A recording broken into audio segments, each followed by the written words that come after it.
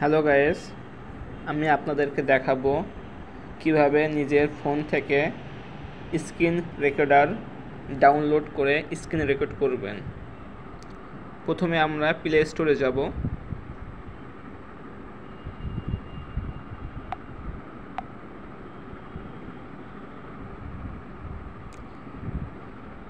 Play স্টোরে আমরা screen recorder বানানটি লিখব।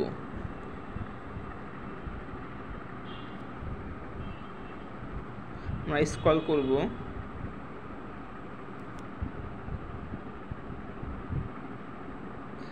স্ক্রিন রেকর্ডার এই অ্যাপসটি আমরা ইনস্টল করব। ইনস্টল করা হয়ে গেলে আমরা এখান থেকে ফিরে যাব।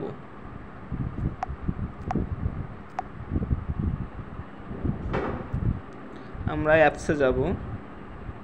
স্ক্রিন রেকর্ডার ডাউনলোড হয়েছে অ্যাপসটি।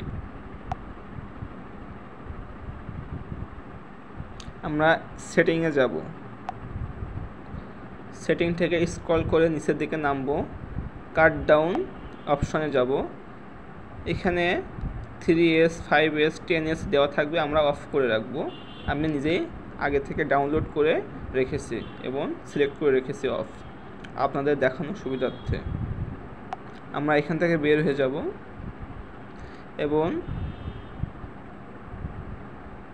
এই ব্রাশ এই চিহ্নটি আমরা এটা অন করে রাখবো। এখান থেকে আমরা বের হয়ে যাব এবং অ্যাপসে গিয়ে রেকর্ড চালু করব এবং রেকর্ড শেষ হয়ে গেলে আমরা স্টপ করব এবং এই রেকর্ডটি আমরা গ্যালারিতে খুঁজে পাবো।